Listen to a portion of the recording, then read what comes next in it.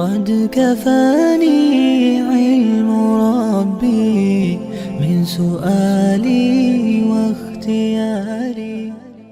آج امام جعفر صادق رحمۃ اللہ علیہ کی للہیت اور ان کی تواضع، ان کا صبر، ان کا رعب اور دبدبہ، اس کا کچھ تذکرہ آئے گا، جس سے ہمیں پتہ چلے گا کہ اہل بیت کے جو افراد تھے اللہ نے ان کو کتنی عجیب صفات سے نوازا تھا۔ دیکھیں، کسی بھی آدمی کا جو رعب اور دبدبہ ہوتا ہے دو وجہ سے ہے، یا تو اس کے پاس سلطنت ہے، بادشاہت ہے اور کوئی ایسی طاقت ہے، لوگ اس سے ڈرتے ہیں، لیکن یہ اس وقت تک ہوتا ہے جب تک وہ چیزیں ہیں، وہ نکل جائیں تو یہ رعب دبدبہ ختم۔ لیکن ایک ہوتا ہے اعمال کا رعب، حدیث میں آتا ہے نصرت بالرعب، اللہ کے نبی نے فرمایا میری اللہ نے رعب کے ذریعے سے مدد کی ہے کہ کئی میلوں دور آدمی آتا تو حضور علیہ السلام کا رعب کئی میل دور اس کے اوپر پڑ جاتا تھا اور وہ کپ کپا رہا ہوتا تھا۔ تو یہ اہل بیت کو رعب جو ہے یہ ان کو وراثت میں ملا پیچھے سے۔ اب امام جعفر صادق رحمۃ اللہ علیہ ان کے عملوں کا ایک رعب تھا۔ امام مالک رحمۃ اللہ علیہ ان کے شاگرد ہیں، وہ فرماتے ہیں کہ میں جب بھی امام مالک سے امام جعفر صادق رحمۃ اللہ علیہ سے ملنے گیا، میں نے ان کو تین عملوں کے اندر پایا، یا تو وہ نماز پڑھ رہے ہوتے تھے، یا وہ قرآن پڑھ رہے ہوتے تھے، اور یا وہ روزے کی حالت میں خاموش بیٹھ کے اللہ کا ذکر کر رہے ہوتے تھے۔ بس یہی میں نے ان کو دیکھا اور کبھی کسی عمل میں نہیں پایا۔ اب جس کی زندگی یوں عملوں میں گزرے گی اس کا رعب تو ہوگا خود بخود۔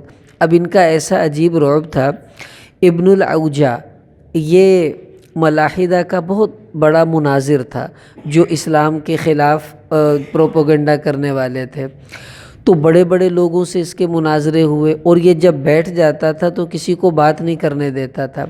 پہلی مرتبہ اس کی امام جعفر صادق رحمہ اللہ سے ملاقات اور گفتگو ہوئی۔ یہ بیٹھا ہوا تھا، امام جعفر صادق رحمہ اللہ آئے، آ کے بیٹھے، انہوں نے کچھ تھوڑی سی بات چیت کی، پھر اس کو کہا ہاں بھائی بولو۔ اب یہ چپ کر کے بیٹھا ہے، اور لوکی کہن بولدا نہیں پائی بول، تو وہ کہنے لگا کہ بس میری زبان پہ ایسا تالا لگ گیا ہے، اس بندے کے رعب کی وجہ سے اب مجھ سے بولا نہیں جا رہا، میں بات ہی نہیں کر سکتا، بس گونگا ہوں میں، ختم ہو گئی میری کہانی۔ اتنا رعب اللہ نے ان کو عطا کیا تھا، بڑے بڑے زبان دان چپ ہو جاتے تھے، آگے بول نہیں پاتے تھے، پھر ڈرتے نہیں تھے کسی سے اپنے اس رعب کی وجہ سے۔ منصور بادشاہ تھا ان کے زمانے میں، بڑا ظالم آدمی تھا، تو یہ ایک دن منصور کے پاس بیٹھے ہوئے تھے، تو یہ آ رہے ہیں اور اس کے اوپر نا مکھی بیٹھی، اس نے ادھر سے اڑائی ادھر آ گئی، ادھر سے اڑائی ادھر آ گئی، ادھر سے اڑائی ادھر، تو وہ یوں مکھی کو اڑا رہا ہے، تو ایک دم آگے سے امام جعفر صادق آ گئے، تو منصور کہنے لگا کہ تم بڑے علم والے ہو، یہ بتاؤ یہ مکھی کو اللہ نے کیوں پیدا کیا ہے، اس میں کیا حکمت ہے؟ تو امام جعفر صادق رحمہ اللہ نے جواب دیا لِيُضِلَّ بِهِ الْجَبَابِرَ، اللہ نے مکھی کو اس لیے پیدا کیا کہ تیرے جیسے ظالموں کو اللہ ذلیل کرے ان کی وجہ سے، کہ ایک مکھی تیرے کو سامنے نہیں جانتی، تیرا رعب کس چیز تھا، تو کہتا میں بڑی چیز ہوں، مکھی تو تیرے قابو نہیں آ رہی، ادھر ادھر ادھر ادھر تو اسے اڑاتا پھر رہا ہے۔ اب دیکھیں رعب دبدبہ اپنا ہے، بادشاہ کا کوئی رعب نہیں لیتے۔ منصور نے ایک دفعہ ان سے کہا، کہنے لگا کہ اے جعفر تم ہمارے پاس کیوں نہیں آتے، آیا کرو، اور لوگ بھی علماء بھی تو آتے ہیں۔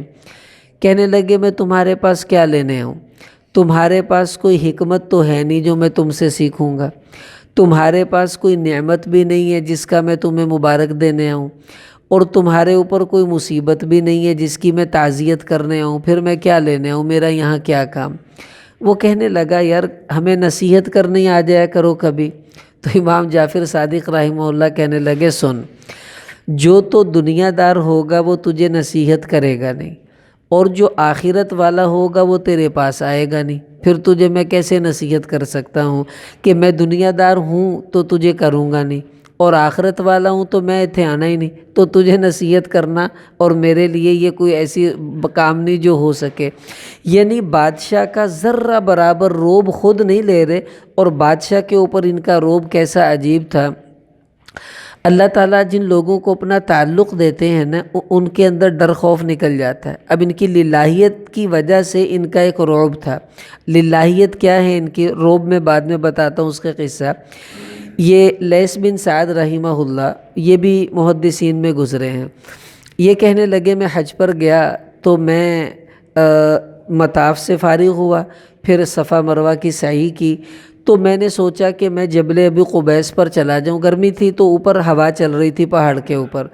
جبل ابی قبیس یہ صفا مروہ کے پیچھے جو بادشاہ کا محل بنا ہوا ہے، یہ وہ پہاڑ ہے جس کو جبل ابو قبیس کہتے ہیں۔ یہ بڑا پرانا تاریخی پہاڑ ہے، اب تو انہوں نے کاٹ واٹ دیا پرلی طرف سے بھی، ورنہ پہلے اس طرف بھی تھا، یہ اب ادھر ہے۔ اسی پہاڑ کے اوپر جب نوح علیہ السلام کا طوفان آیا تو بیت اللہ کی عمارت گر گئی تھی، تو جبریل علیہ السلام نے وہ جو حجر اسود تھا وہ بیت اللہ سے نکالا اور اسی جبل ابو قبیس کی ایک غار میں چھپا دیا تھا۔ بعد میں جب ابراہیم علیہ السلام نے بیت اللہ بنایا تو وہیں سے نکال کر ان کے حوالے کیا اور انہوں نے اس کو لگا دیا تھا۔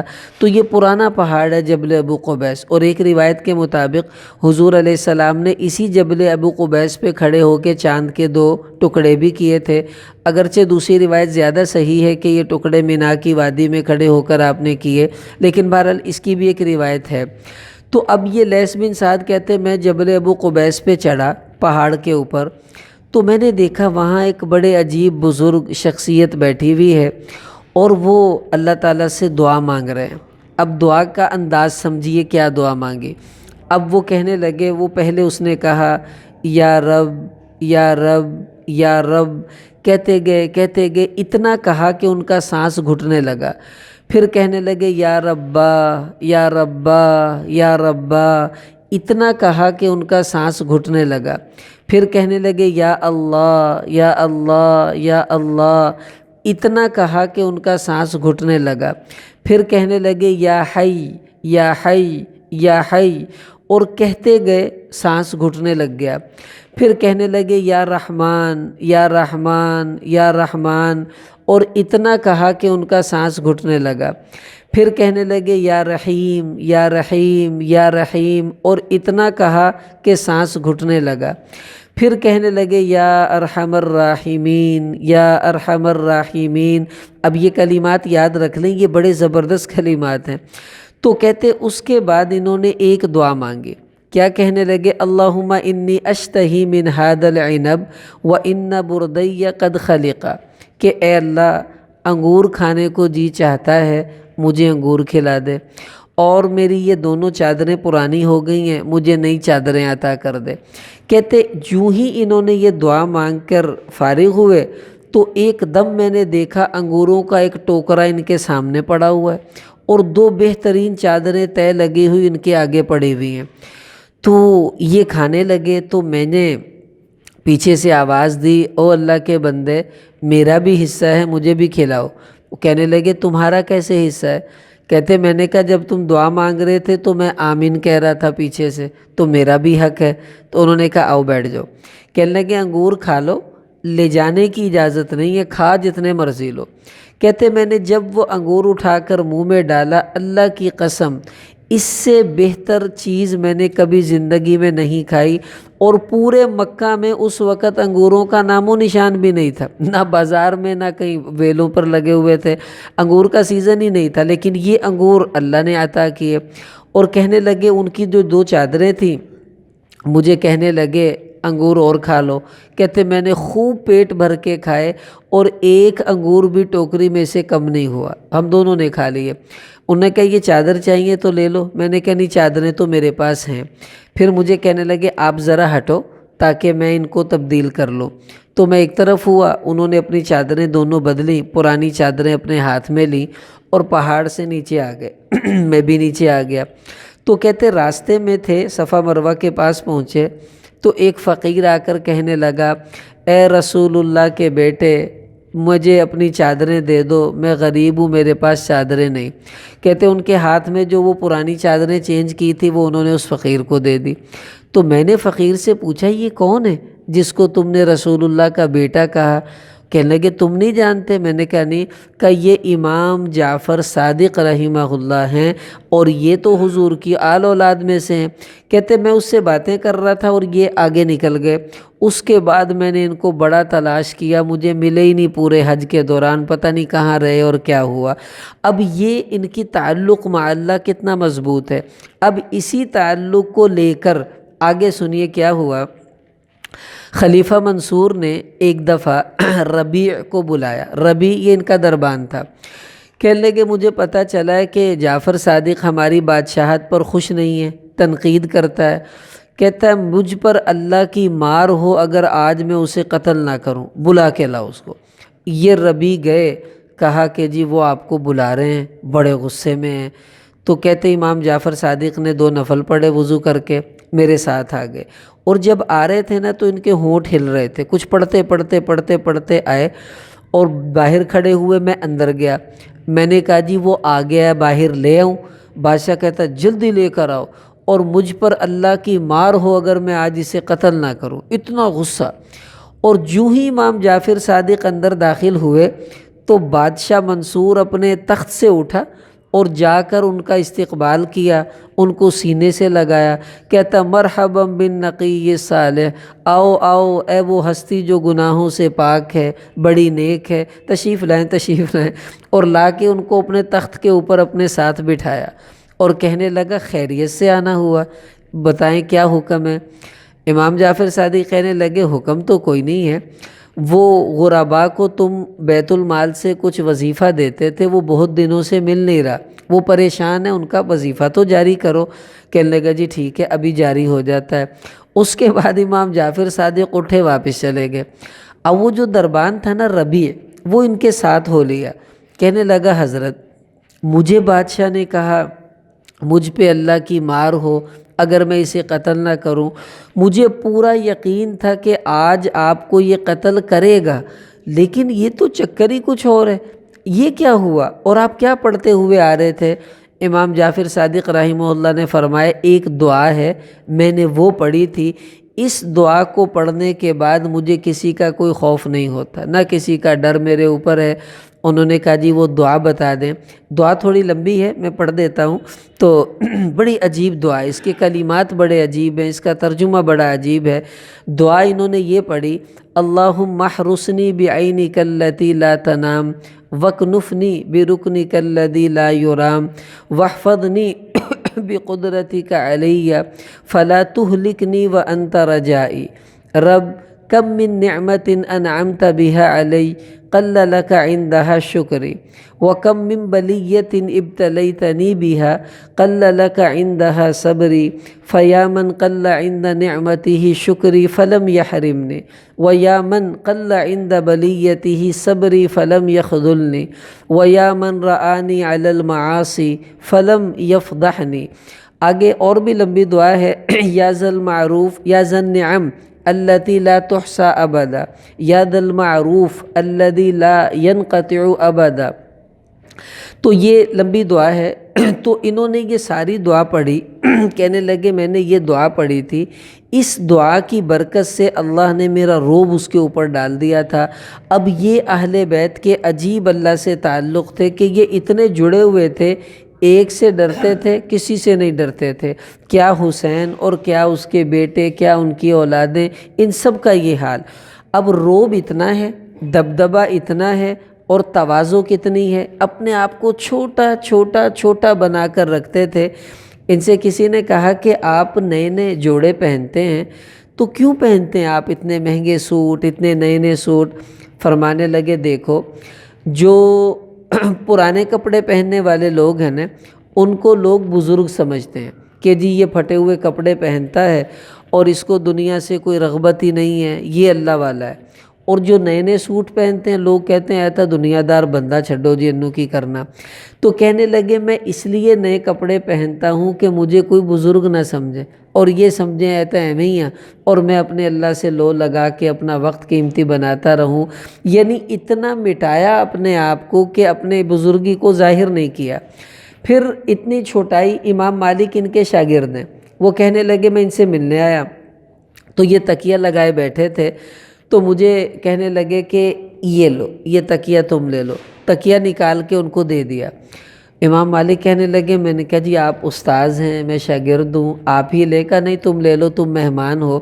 کہنے لگے خود بغیر تکیے کے بیٹھے رہے اور مجھے تکیہ دے دیا، حالانکہ وہ شاگرد ہیں، اپنے شاگرد کو استاذ تکیہ نکال کر دے، آپ بتائیں اس سے زیادہ تواضع اور کیا ہوگی۔ ایک دفعہ کچھ لوگ بیٹھے ہوئے تو ایک آدمی نے سوال کیا کہ فلاں قبیلے کا سردار کون ہے؟ وہ بیچ میں بیٹھا ہوا تھا جو سردار تھا، کہنے لگا میں ہوں، اپنے آپ کو بڑے روب سے کہتا میں ہوں سردار قبیلے کا۔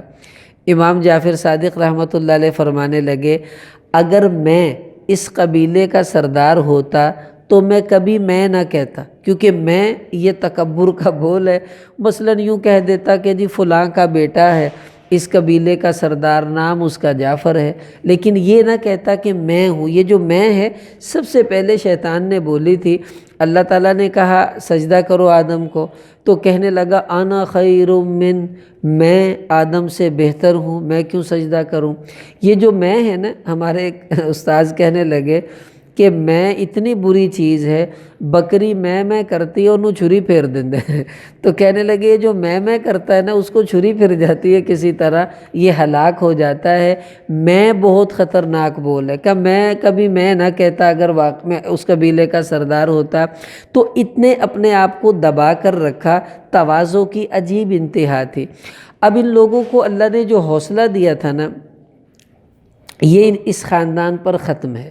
امام حسین رضی اللہ تعالیٰ عنہ اب یہ ہیں کون؟ حضرت علی کے بیٹے، جنہوں نے پوری زندگی صبر سے گزاری، اور امام حسین پورا کربلا کا میدان لاشوں سے بھرا دیکھ کر صبر کے اندر ہیں۔ پھر امام زین العابدین جنہوں نے سب کو شہید ہوتے دیکھا، پھر صبر کے اندر ہیں۔ یہ انہی کا پوتا ہے امام جعفر صادق رحمہ اللہ۔ اب آپ ان کا صبر دیکھیے اور ان کا تحمل دیکھیے۔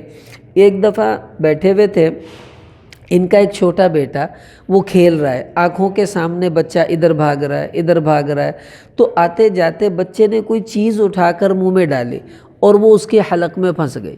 اب وہ جو ہی حلق میں چیز پھنسی، بچہ نیچے گر گیا۔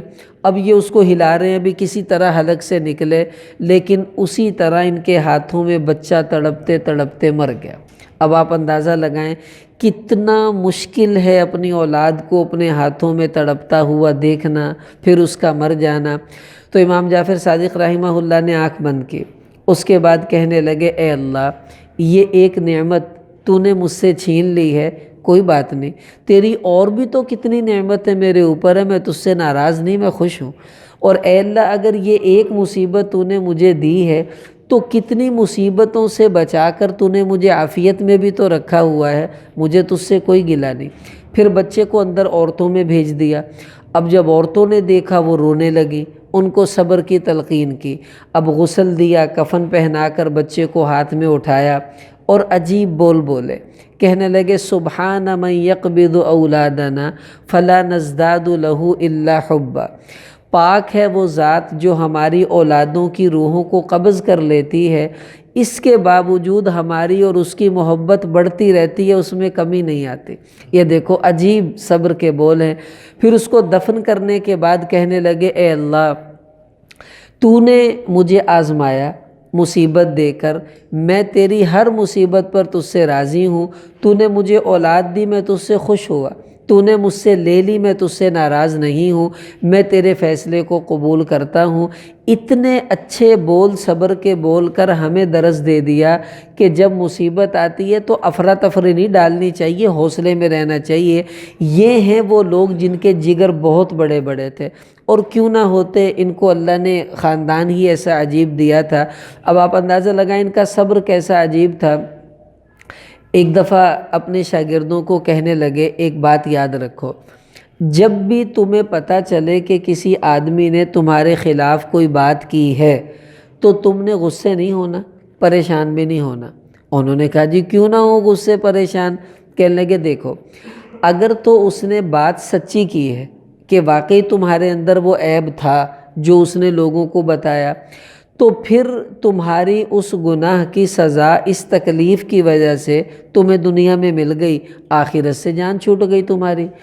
اور اگر وہ جھوٹ بول رہا ہے تم میں وہ عیب نہیں ہے لیکن اس نے ویسے ہی تم پہ الزام لگا دیا، تو پھر تمہیں بیٹھے بٹھائے بغیر کچھ کیے نیکیاں مل رہی ہیں، تمہیں اور کیا چاہیے کہ اس کی وہ برائیاں تمہاری جو کر رہا ہے وہ نیکیاں بن رہی ہیں۔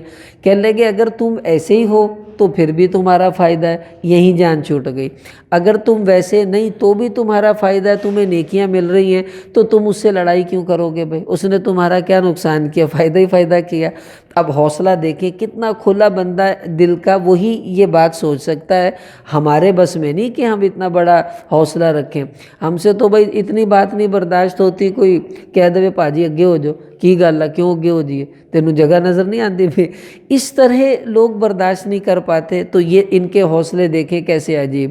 ایک دفعہ ان کے شاگرد کہنے لگے کہ جب امام جعفر صادق رحمہ اللہ کو پتہ چل جاتا کہ میرے خلاف فلاں بندے نے بات کی ہے تو یہ فوراً نماز میں مشغول ہو جاتے، لمبی نماز پڑھتے، پھر لمبی دعا مانگتے اور آخر میں کہتے یا اللہ اس نے مجھے برا کہا ہے، یہ میرا اور اس کا معاملہ ہے، میں نے اسے معاف کر دیا تو اسے سزا نہ دینا، یہ میرا اور اس کا معاملہ ہے، میں نے معاف کر دیا، اب تو اس کو سزا نہ دینا، اور دیر تک اس کے لیے دعا مانگتے رہتے۔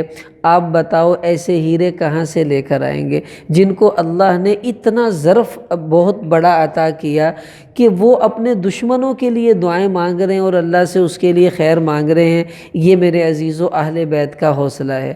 آپ اندازہ لگائیے، ان کا ایک خادم تھا، وہ سوندا بہت سی، اس کو عادت تھی سونے کی، کوئی کام بھیجتے وہ سو جاتا۔ ایک دن ان کو بڑا ہی ضروری کام تھا، کہنے لگے یار یہ کام کر کے آؤ اور ذرا جلدی کر دینا۔ اس نے کہا جی فکر ہی نہ کریں۔ وہ کافی دیر ہوئی وہ واپس ہی نہ آیا، جب تلاش کرنے گئے تو درخت تھلے ستا پہ آرام نہ۔ انہوں نے کہا لو بھائی، اچھا ہمارا کوئی خادم ایسے سویا ہوتا تو ہم کیسے اٹھاتے؟ ٹھڈا لگاتے، پانی پھینکتے، مارتے، اس کو گالی دیتے۔ انہوں نے بڑے پیار سے اس کو دبا کر ہلایا، وہ اٹھ گیا، ڈرا بھئی اب تو میں مارا گیا۔ تو اس سے کہنے لگے ما لک ذالک، یار ایسا نہ کیا کر۔ پھر بعد میں اس سے بڑے عجیب بول بولے، کہنے لگے کہ بات یہ ہے کہ لک اللیل والنہار، کہ تیرے پاس دن بھی ہوتا ہے، تیرے پاس رات بھی ہوتی ہے، تو دن میں بھائی ہمارا کام کیا کر، رات کو آرام کیا کر۔ یہ ترتیب اچھی نہیں کہ تو دن میں بھی سوتا ہے اور رات کو بھی سوتا ہے۔ اس طرح انہوں نے اپنے آپ کو دبا کر رکھا۔ اب دیکھو میرے عزیزو، ہم لوگوں کے پاس عہدے بھی ہیں، گھر میں آدمی بڑا ہوتا ہے، دکان پر آپ مالک ہیں، آپ کے پاس ملازم کام کرتے ہیں۔ اب ان سب عہدوں پر رہتے ہوئے ہم دیکھیں کیا ہم اہل بیت کے طریقے پر اس طرح چل رہے ہیں؟ کیا ہم اپنے چھوٹوں سے یوں شفقت کرتے ہیں؟ کیا ہم ان کی غلطیوں پر اس طرح پردے ڈال کر ان سے شفقت کا معاملہ کرتے ہیں؟ اگر نہیں تو بھائی یہ وہ خاندان ہے جس کو نبی کریم صلی اللہ علیہ وسلم نے ہمارے لیے نمونہ بنا کر چھوڑا۔ ایک حدیث میں آپ علیہ السلام نے فرمایا کہ میں اپنے بعد دو چیزیں چھوڑ کر جا رہا ہوں، تو لن تضلوا ما لم تمسکتم بہما، جب تک تم ان دو چیزوں کو مضبوطی سے تھامے رکھو گے تم کبھی گمراہ نہیں ہوگے۔ ایک اللہ کی کتاب، دوسرا فرمایا میری اولاد ہے، اطرتی میرا خاندان۔ اب جتنے بھی اہل بیت کے افراد ہیں ان سب میں اللہ نے وہ صفات رکھی ہیں جو ہمیں گمراہی سے بچا سکتی ہیں، اس لیے ان کی اس زندگی کو ہم اپنانے کی کوشش بھی کریں اور نیت کر لیں کہ انشاءاللہ اہل بیت کے طرز پر اپنے صفات اپنے اندر لانے کا ہم سب اہتمام کریں گے کوشش انشاءاللہ۔